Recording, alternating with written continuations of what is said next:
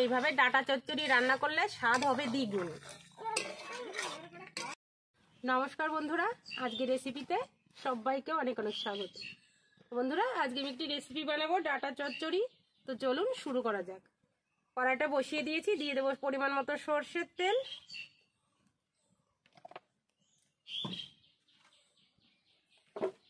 দুটো গোটা শুকনো লঙ্কা, গোটা জিরে,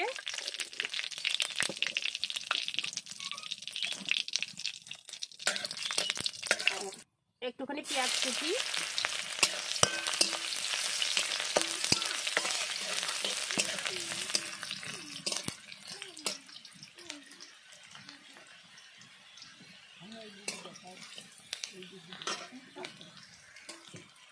দিয়ে দেবো কেটে রাখা আলু আর ডাটা।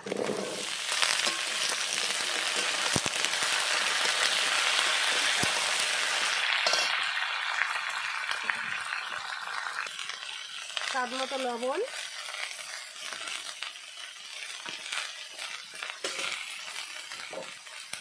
পরিমাণ মতো হলুদ গুঁড়ো,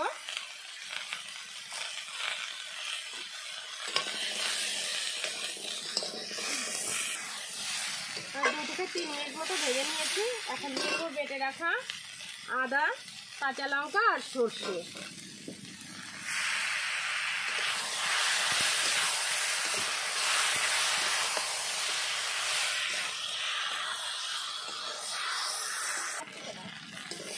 ভালো করে কষিয়ে নিয়েছি। এখন মিক্সির জারটা দিয়ে সামান্য একটু জল দিয়ে দেবো।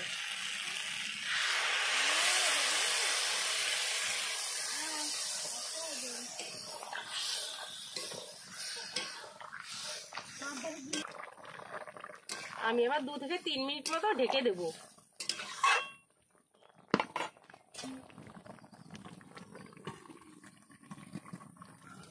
ঢাকনাটা আমি এবার তুলে নেব।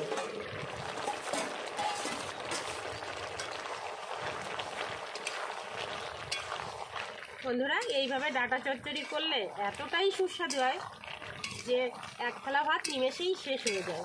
তাই বলছি বন্ধুরা, একবার হলেও বাড়িতে বানিয়ে খেয়ে দেখবেন। আলু ও ডাটাগুলো অনেকটাই গলে গেছে।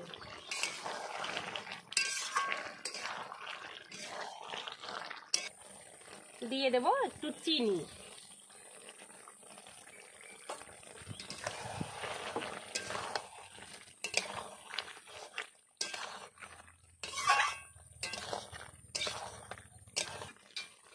দিয়ে দেবো কাঁচা সর্ষের তেল।